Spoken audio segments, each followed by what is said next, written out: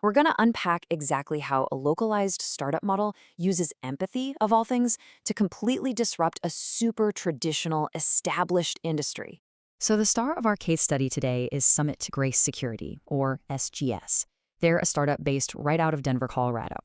Now, their branding has the usual elements: a shield, mountains, stars. It kind of looks like standard security branding. But their mission? It is entirely unique. They operate in what they call healthcare adjacent environments. They absolutely aren't trying to be bouncers or some kind of tactical paramilitary force. Their entire foundation is built for dignity, calm, and a professional presence in spaces where aggressive security simply does not belong. Here's our roadmap for this explainer. We're going to cover a new kind of security, finding the market gap, operations and empathy training, tech-powered transparency, the financial roadmap, and finally, the 90-day launch plan. Let's get into it. Part 1. A new kind of security, rethinking the guard. The core problem Summit Grace is tackling is incredibly simple, but it's widely ignored across the industry. Aggressive, force-first, unaccountable security, it just doesn't belong in sensitive healthcare or corporate spaces. I mean, imagine walking into an assisted living facility to visit your grandmother, and boom, you're greeted by this intimidating guard decked out in tactical gear. It immediately creates anxiety, right? It completely conflicts with the whole vibe of a care environment. Notice the stark contrast we're exploring here. On one hand, you've got traditional security, which leans heavily on intimidation and that force-first mentality. But then you have the SGS way. They are totally flipping the script. Their core values center on calm authority, de-escalation before force, and just treating every single interaction with dignity and respect. It's a massive paradigm shift from deterrence through fear to deterrence through a professional, reassuring presence. Moving on to Section 2, finding the market gap, where empathy is essential. You might be wondering, who actually pays for empathy? Well, their primary target segments are assisted living communities, memory care facilities, corporate buildings, and property management sites. Let's think about the buyer drivers in memory care for a second. These facilities absolutely need controlled access, visitor management, and resident safety. That's a given. But they need it done without causing distress to residents who might be easily confused, and obviously without creating massive liability for the facility itself. They're looking for consistency, visible deterrence without the intimidation factor, and total vendor responsiveness. And you know what? That is exactly the massive gap SGS is stepping right into. Section 3. Operations and empathy training, building the culture. Now, saying you're an empathetic security guard is one thing, but actually delivering on that promise 24/7, totally different ballgame. So how exactly does SGS operationalize empathy in what's traditionally a very blue-collar industry? They do it through a highly rigorous 3-step onboarding pipeline. Step 1 is your foundational background and Denver licensing checks. Standard, but crucial. Step 2 is really where the magic happens. This is their trauma-informed and de-escalation training. They're specifically training for assisted living sensitivity, literally teaching guards how to communicate using trauma-informed care to preserve resident dignity. Plus, they make CPR and AED certifications mandatory. And finally, Step 3. This ensures total quality control through shadow shifts and strict competency checklists before an officer is ever allowed to take a solo post. No cutting corners here. All right, on to Section 4. Tech-powered transparency, proving the value.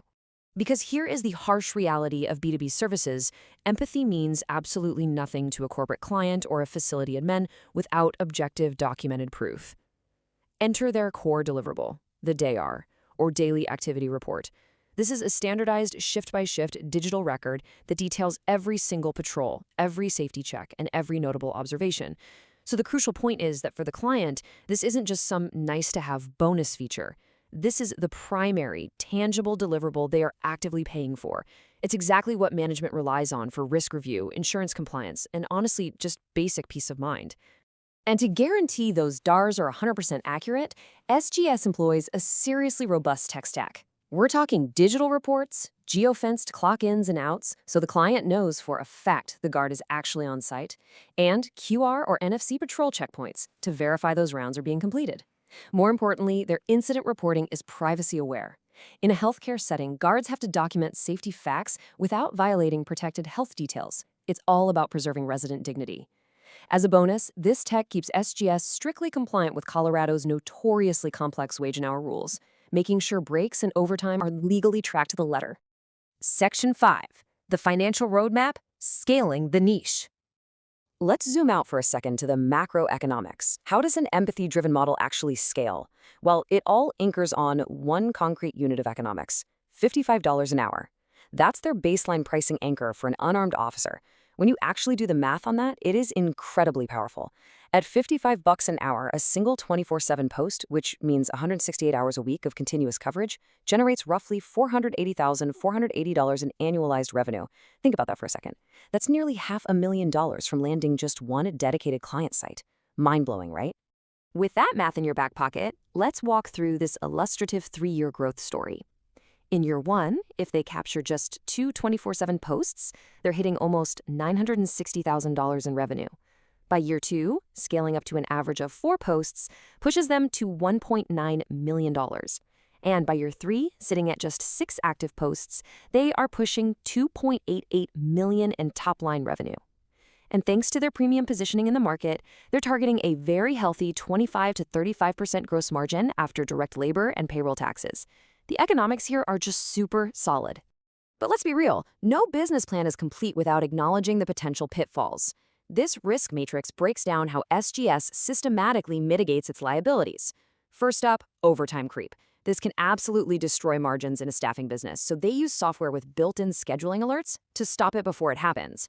Second, Colorado and Denver have super strict minimum wage and break laws. To prevent wage claims, they rely heavily on that compliant geofence timekeeping we talked about.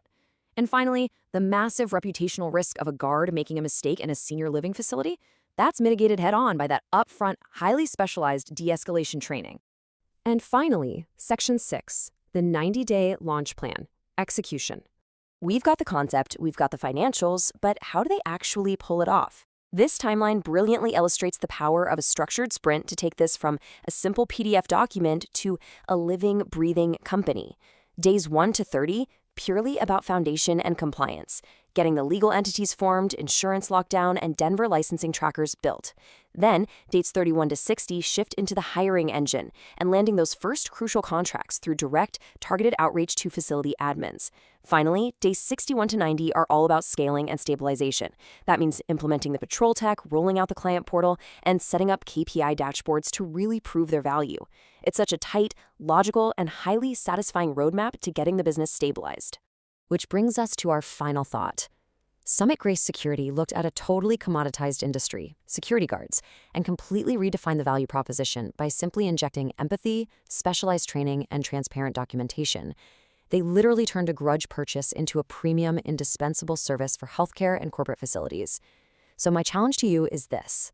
How could empathy and rigorous documentation transform the standard tired model in your industry? The blueprint is sitting right here. Thank you so much for joining me for this explainer. Keep learning, keep structuring your ideas, and I'll see you next time.